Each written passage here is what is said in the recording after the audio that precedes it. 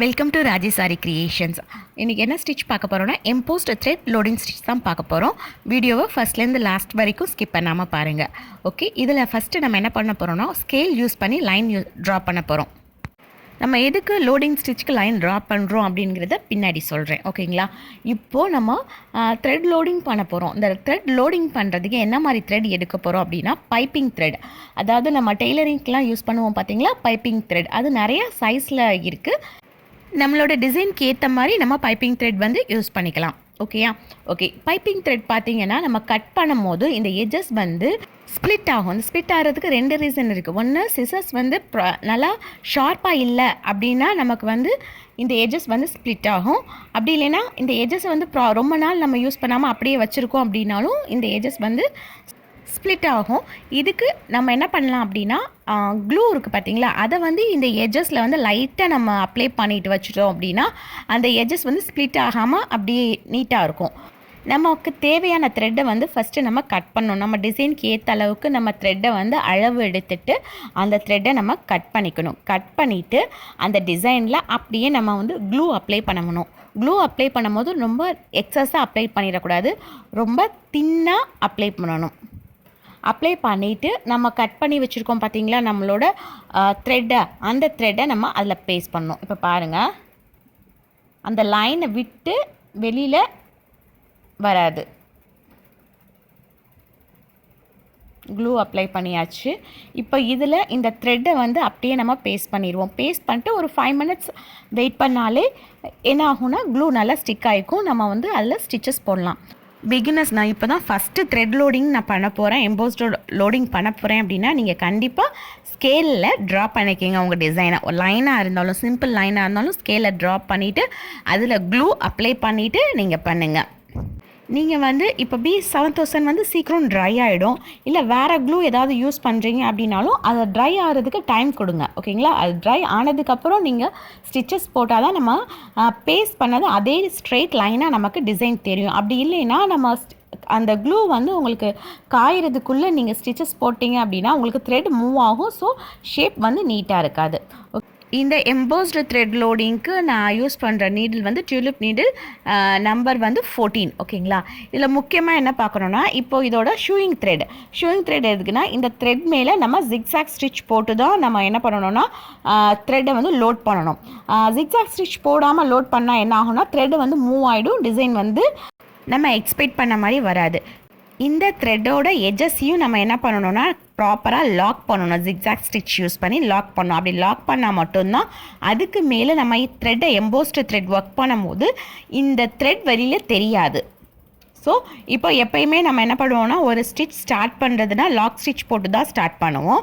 அதே மாதிரி lock stitch போட்டு ஸ்டார்ட் பண்ணுறோம். இன்னொரு முக்கியமான பாயிண்ட் என்னன்னா இப்போது நம்ம யூஸ் பண்ணுறோம் பார்த்தீங்களா ஷூயிங் த்ரெட். இந்த ஷூயிங் த்ரெட் நம்மளோட அந்த எந்த த்ரெட் லோட் பண்ண போகிறோமோ அந்த த்ரெட்டுக்கு மேட்ச் ஆகிருந்துச்சுன்னா சூட்டபுளாக இருக்கும். இல்லை நம்ம வேறு கலர் வந்து கான்ட்ராஸ்ட் கலரில் வந்து ஷூயிங் த்ரெட் யூஸ் பண்ணுறோம் அப்படின்னா நம்ம வந்து த்ரெட் லோட் பண்ணும்போது ஏதாவது ஒரு இடத்துல சின்ன மிஸ்டேக் பண்ணியிருக்கோம், த்ரெட் வெளியில் தெரியுதுன்னா அந்த இடத்துல நம்ம போட்டிருக்க அந்த ஸ்டிச்சஸும் வெளியில் தெரிஞ்சிச்சுன்னா பார்க்குறதுக்கு நல்லா இருக்காது. ஸோ நீங்கள் சேம் கலர் யூஸ் பண்ணிங்கன்னா இன்கேஸ் லைட்டாக கூட த்ரெட் மூவ் ஆச்சுன்னா இந்த நம்ம யூஸ் பண்ணுற சேம் கலர் வந்து உங்களுக்கு மேட்ச் ஆகிடும், ஒன்றும் பெருசாக தெரியாது.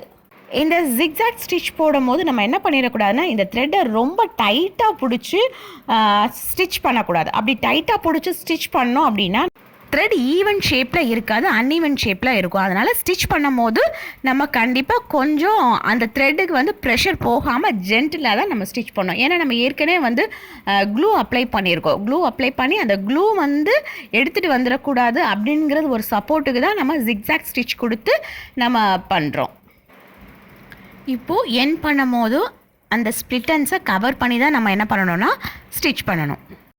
வீடியோ பிகினிங்கில் ஒன்று சொல்லியிருந்தோம், ஸ்கேல் யூஸ் பண்ணி லைன் ட்ரா பண்ணுங்க அப்படின்னு. அது எதுக்காக அப்படின்னு பின்னாடி சொல்கிறேன்னு சொல்லியிருந்தேன்ல, அது எதுக்காக அப்படின்னா இப்போ நம்ம இந்த இடத்துல ஸ்டிச் போட்டு முடிச்சிருக்கோம். ஓகேங்களா, இப்போ ஜிக்ஸாக் ஸ்டிச் போட்டதுக்கப்புறம் நம்ம போட்ட லைன் மேலேயே தான் நம்ம அந்த த்ரெட்டை வச்சுருக்கோம்.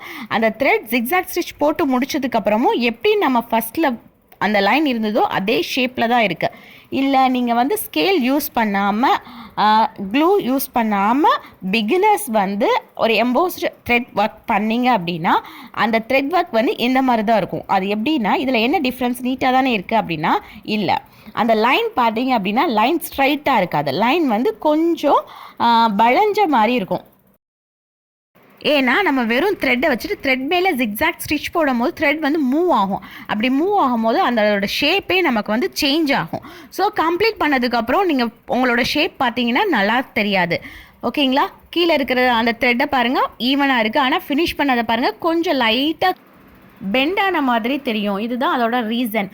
இப்போது ஒரு ப்ளவுஸில் நெக் டிசைன் நம்ம போடுறோம், பைப்பிங் த்ரெட் எம்போஸ்டு ஒர்க் போடுறோம் அப்படின்னா நீங்கள் வந்து அந்த யூ ஷேப்க்கு நெக் இருக்குன்னா அந்த யூ ஷேப் நெக் ட்ராப் பண்ணிவிட்டு அந்த லைன் மேலே க்ளூ அப்ளை பண்ணி அது மேலே நம்ம ஸ்டிச் போட்டு பண்ணோம் அப்படின்னா அந்த நமக்கு என்ன ஆகுதுன்னா இந்த மாதிரி பெண்ட் வந்து வர்றதுக்கு சான்சஸ் ரொம்ப கம்மி. ஸோ இது வந்து ஒரு இம்பார்ட்டண்டான டிப்பு, சின்ன டிப்பு அப்படின்ட்டு கேர்லெஸ்ஸாக இருந்துடாதீங்க. பிகினர்ஸாக இருந்தீங்கன்னா கண்டிப்பாக நீங்கள் வந்து க்ளூ யூஸ் பண்ணி அதுக்கு மேலே ஸ்டிச் பண்ணி பாருங்கள்.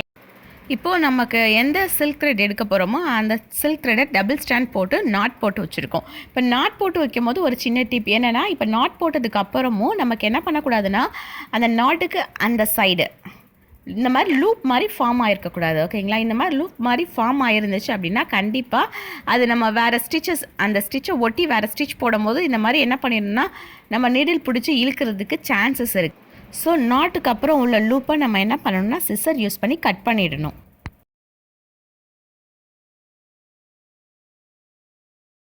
ஃப்ரேம்க்கு கீழே இந்த மாதிரி தான் நம்ம த்ரெட் வந்து கட் பண்ணி நீட்டாக இருக்கணும், அந்த லூப் இல்லாமல். ஓகே, இப்போ ஸ்டிச்சஸ் வந்து ஸ்டார்ட் பண்ணலாம்.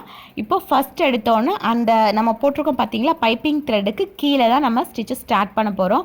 ஃபஸ்ட்டு கீழேருந்து த்ரெட்டை வந்து மேலே இழுத்துட்டு அந்த த்ரெட்டோட லெஃப்ட் சைடு வந்து மேலே பார்த்து நம்ம வந்து ஒரு சின்ன செயின் ஸ்டிச் கொடுக்க போகிறோம். இப்போ நம்ம கொடுக்குறது என்னென்னா அந்த த்ரெட் இருக்குது பார்த்தீங்களா, அந்த த்ரெட்டை வந்து நம்ம ஃபுல்லாக கவர் பண்ணணும். இப்போது நம்ம ஒரு செயின் ஸ்டிச் கொடுத்துட்டு மேலே ஓகேங்களா அப்போர்ட் டைரெக்ஷனில் மேலே சின்ன ஒரு லாக் ஸ்டிச் கொடுக்குறோம். லாக் ஸ்டிச் கொடுத்துட்டு த்ரெட்டை அப்படியே கீழே கொண்டு வந்துடணும். ஓகேங்களா? எங்கே ஸ்டார்ட் பண்ணமோ அங்கேயே கீழே கொண்டு வந்து ஒரு செயின் ஸ்டிச். ரைட்டா?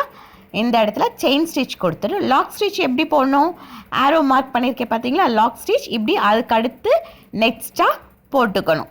லாக் ஸ்டிச் அப்படியே த்ரெட்டை மேலே கொண்டு போயிடணும். மேலே கொண்டு போகும்போது செயின் ஸ்டிச் கொடுத்துட்டு தான் லாக் ஸ்டிச். ஓகேங்களா? மேலே கொண்டு போயிட்டு ஒரு செயின் ஸ்டிச், அதுக்கு பக்கத்துலேயே ஒரு லாக் ஸ்டிச். இது வந்து இந்த வித்தை வந்து கவர் பண்ணுறதுக்கான மெத்தட். ஓகேயா? இப்போ மேலேருந்து கீழே வந்தாச்சு, கீழே வந்துட்டு ஒரு செயின் ஸ்டிச் ஒரு லாக் ஸ்டிச் இந்த மாதிரி கொடுக்கணும். ஓகேங்களா? இந்த இது வந்து எவ்வளோ தூரம் வரைக்கும் நம்ம கொடுக்கணும் அப்படின்னு பார்த்தீங்கன்னா அந்த த்ரெட்டோட வித் வந்து கவர் ஆகிற அளவுக்கு கொடுக்கணும். கொடுத்துட்டு லென்த் வைஸ் நம்ம கவர் பண்ணுவோம் பார்த்தீங்களா, அப்படி கவர் பண்ணும் போது ஃபஸ்ட்டு கொஞ்சம் கேப் விட்டு செயின் ஸ்டிச் கொடுத்துட்டு ஏற்கனவே உள்ள ஸ்டிச்சுக்கும் இப்போ கேப் விட்டுருக்கோம் பார்த்தீங்களா அதுக்கும் நடுவில் கொண்டு போய் நம்ம செயின் ஸ்டிச் கொடுக்கணும். அது எப்படின்னு பாருங்கள். இப்போ நார்மலாக நம்ம வந்து வித்தை தான் கவர் பண்ணிகிட்ருக்கோம். ஓகேயா? அப்போ செயின் ஸ்டிச் கொடுத்துட்டு பக்கத்தில் ஒரு லாக் ஸ்டிச். இப்போ வித் வந்து ஃபுல்லாக கவர் ஆக போகுது. இப்போ மேலே போயிட்டு ஒரு செயின் ஸ்டிச். ஓகே, அந்த செயின் ஸ்டிச் கொடுத்துட்டு லாக் ஸ்டிச் எங்கே கொடுக்குறேன்னு பாருங்கள். லாக் ஸ்டிச் அதுக்கு பக்கத்துலேயே மேலே தான் கொடுக்குறேன். ஓகேங்களா? ரெக்டாங்கிள் ஷேப் வரணும் பார்த்தீங்களா, அந்த ஷேப்காக மேலேயே கொடுத்துட்டேன். அப்போ மேலே ஃபுல்லாக கவர் ஆகிடுச்சு. ஓகேங்களா? இப்போ வந்து ஒரு ஒன் மாதிரி மேலே ஃபுல்லாக கவர் ஆகிடுச்சு. இப்போ நெக்ஸ்ட் என்ன பண்ண போகிறேன்னா கீழே வந்து அதே மாதிரி தான் ஒரு செயின் ஸ்டிச் கொடுத்து பக்கத்தில் லாக் ஸ்டிச். கீழே வந்து மாறவே போகிறது கிடையாது, ஆனால் மேலே மட்டும்தான் இப்போ மாறும். பாருங்கள், மேலே கொண்டு போயிட்டேன். நம்ம எப்பயுமே செயின் ஸ்டிச் வந்து ஏற்கனவே போட்ட ஸ்டிச்சுக்கு பக்கத்தில் தானே போடுவோம், ஆனால் இப்போ பாருங்கள் கொஞ்சம் கேப் விட்டுருக்கேன், தெரியுதா? ஏற்கனவே போட்ட ஸ்டிச்சுக்கும் இதுக்கும் கேப் இருக்குது. அந்த ஸ்டிச்சை எடுத்துட்டு அதுக்கு மேலே தான் நான் என்ன பண்ணுறேன்னா லாக் ஸ்டிச் போட்டு கீழே கொண்டு வரேன். கீழே எந்த ஒரு சேஞ்சஸும் கிடையாது, செயின் ஸ்டிச் கொடுத்து ஒரு லாக் ஸ்டிச் தான் போட போகிறோம். ஆனால் மேலே பாருங்கள், மேலே என்ன பண்ண போகிறோன்னா செயின் ஸ்டிச் தான் போடுவோம், ஆனால் கொஞ்சம் கேப் விட்டுருப்போம். பாருங்கள், மேலே போயிட்டு கொஞ்சம் கேப் விடுறேன்னா செயின் ஸ்டிச் கொடுத்துட்டு அதுக்கு மேலே ஓகே தெரியுதா? மேலே ஒரு லாக் ஸ்டிச். இதே மாதிரி தான் இது ஃபுல்லாக கவர் பண்ணணும்.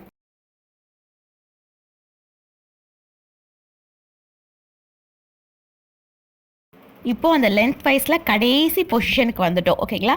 இந்த மேலே உள்ள கார்னரை நம்ம இப்போ வந்து நீட்டாக அந்த ஷேப் வர்ற மாதிரி ஷார்ப்பாக வர்ற மாதிரி கவர் பண்ணணும்.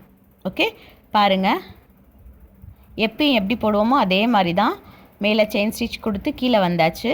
இப்போது கீழே கரெக்டாக அந்த லைன் ஃபினிஷ் ஆக போகுது. ஓகேயா? லாக் ஸ்டிச் கொடுத்தாச்சு. கொடுத்துட்டு மேலே போகிறோம்.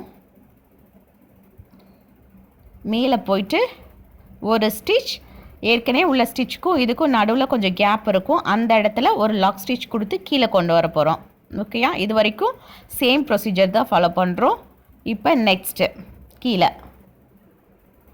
பஞ்ச் பண்ணும்போது எப்படி பஞ்ச் பண்ணுறேன்னு பார்த்தீங்களா? கொஞ்சம் கேப் கொடுத்து ஸ்டிச் போட்டுட்டு அதுக்கு அந்த ஏற்கனவே போட்ட ஸ்டிச்சுக்கும் இப்போ நான் கரண்ட்டாக போட்ட ஸ்டிச்சுக்கும் நடுவில் லாக் ஸ்டிச் கொடுத்து மேலே கொண்டு போகிறேன். ரைட்டா? இப்போ மேலே போயிட்டு அதோட எனக்கு வந்து என்ன ஆச்சுன்னா ஸ்டிச்சஸ் வந்து முடிய போகுது. இந்த இடத்துல நான் லாக் ஸ்டிச் போட்டு கவர் பண்ணேன்னா எனக்கு என்ன ஆகிடும் அப்படின்னா அந்த ரெக்டாங்கிள் ஷேப் கம்ப்ளீட் ஆகிடும். ஓகேங்களா? அந்த ஷார்ப்னஸ் கிடச்சிரும். ஸோ இந்த இடத்துல ஒரு என் நாட் போட்டு நான் இந்த ஸ்டிச்சை கம்ப்ளீட் பண்ண போகிறேன்.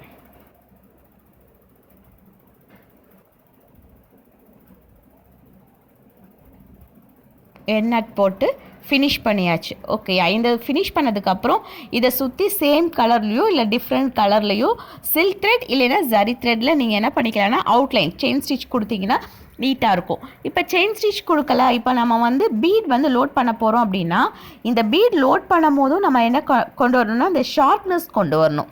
அப்படி ஷார்ப்னஸ் கொண்டு வந்தால் தான் நீட்டாக இருக்கும். ஓகேயா? அந்த ஷார்ப்னஸ் எப்படி கொண்டு வரதுன்னு பாருங்கள். இப்போது இந்த லைனில் ஃபினிஷ் பண்ணிட்டேன். ஓகே, லென்த் வைஸ் ஃபினிஷ் பண்ணியிருக்கேன்.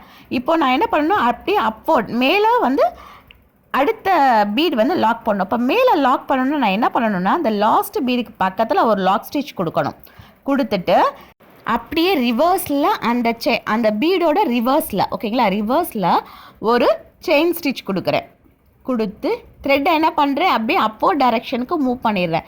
இப்போ ஒரு பீடை உள்ளே கொண்டு வந்து லாக் பண்ண போகிறோம். இப்போ இந்த இடத்துல ஷேப் வந்து உங்களுக்கு பீடோட ஷேப் வந்து நல்லா ஷார்ப்பாக இருக்கா? இந்த மாதிரி தான் பீடு வந்து எட்ஜஸில் ஷார்ப்பாக இருக்கணும்னா இந்த மாதிரி தான் லோட் பண்ணணும். ஓகே, இப்போ மேலே வந்து வித்தில் வந்து கொண்டு வந்துட்டேன். திருப்பி நான் லென்த் வைஸ் கவர் பண்ணணும். அப்போ லென்த் வைஸ் கவர் பண்ணணும்னா நான் என்ன பண்ணணும், இந்த வித் வைஸ் போட்டிருக்கேன்ல, இப்போ மேலே போட்டிருக்கேன்ல, இந்த இடத்துல ஒரு லாக் ஸ்டிச் கொடுக்கணும். லாக் ஸ்டிச் கொடுத்துட்டு லாஸ்ட்டாக போட்ட பீடு இருக்குது பார்த்தீங்களா, இந்த பீடுக்கு ரிவர்ஸில், அதாவது இந்த பீடுக்கும் இதுக்கு முன்னால் உள்ள பீடுக்கும் நடுவில் சென்டரில் ஒரு சின்ன செயின் ஸ்டிச். ஓகேங்களா? இப்போ இந்த இடத்துல லாக் ஸ்டிச் கொடுத்துடணும். லாக் ஸ்டிச் கொடுத்துட்டு அப்படியே த்ரெட்டை என்ன பண்ணுறோன்னா பின்னாடி, ஓகேங்களா, ஃபஸ்ட்டு பீடுக்கும் ரெண்டாவது பீடுக்கும் சென்டரில் ஒரு ஸ்டிச் கொடுத்து த்ரெட் அப்படியே அப்வர்ட் டைரக்ஷன், முன்னாடி ஃபார்வர்ட் டைரக்ஷன் கொண்டு போயிட்டு பீடை வந்து லோட் பண்ணுறோம். அதே மாதிரி அந்த லென்த் வைஸ் ஃபுல்லாக நம்ம கம்ப்ளீட் பண்ணியாச்சு. திருப்பி நம்ம வித் வைஸ் கம்ப்ளீட் பண்ணணுமா, அதுக்கு என்ன பண்ண போகிறோம்னா லாஸ்ட் பீடு போட்டுட்டு லாஸ்ட் பீடுக்கு பக்கத்தில் ஒரு லாக் ஸ்டிச் கொடுக்க போகிறோம். இதுக்கு முன்னாடி பண்ண அதே மெத்தட் தான். லாக் ஸ்டிச் கொடுத்துட்டு அந்த ஃபஸ்ட்டு பீடுக்கும், அதாவது லாஸ்ட் பீடுக்கும் அதுக்கு முன்னாடி உள்ள பீடுக்கும் சென்டரில் ஒரு செயின் ஸ்டிச் கொடுக்க போகிறோம். ஓகே, கொடுத்தாச்சு. கொடுத்துட்டு த்ரெட் அப்படியே கீழே இறக்கிட்டு இப்போ நம்ம பீடு ஒன்றுனா லாக் பண்ண போகிறோம். அப்படி லாக் பண்ணும்போது டபுள் பீடாக லாக் பண்ணக்கூடாது, சிங்கிள் பீடாக தான் நம்ம லாக் பண்ணணும். ஓகே, இப்போ இந்த இடத்துல லாக் பண்ண போகிறோம். இதே மாதிரி மேலேருந்து கீழே வரைக்கும் நம்ம கம்ப்ளீட் பண்ணணும்.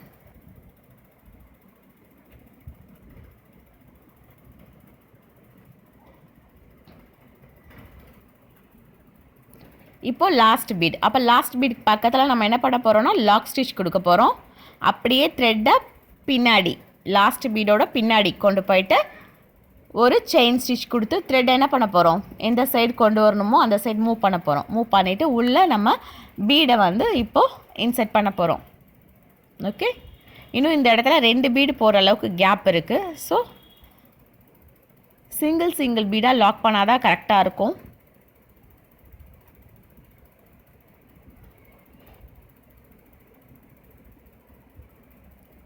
நெக்ஸ்ட்டு இன்னொரு பீட் போட்டுட்டு லாஸ்ட்டாக என் நாட் போடும்போது இந்த இடத்துல கஷ்டமாக இருக்கும். ஸோ என்ன பண்ண போகிறோம்னா சிங்கிள் பீட் லாக் பண்ணுவோம் பார்த்தீங்களா, அதே மாதிரி நம்ம என்ன பண்ண போகிறோம்னா அதுக்கு முன்னாடி உள்ள பீடில் இந்த த்ரெட்டை வந்து லாக் பண்ணி விட்டுருவோம். ஓகே, அப்படியே கீழே வச்சு லாக் பண்ணிவிட்டு ஃபைனலாக நம்ம என்ன பண்ண போகிறோம்னா என் நாட் போட்டுருவோம். அவ்வளோதான். இதுதான் வந்து embossed thread loading stitch. Okay, நீங்களும் போட்டு பாருங்கள். தேங்க்யூ. தேங்க்ஸ் ஃபார் வாட்சிங். Please subscribe my channel for more videos. Thank you.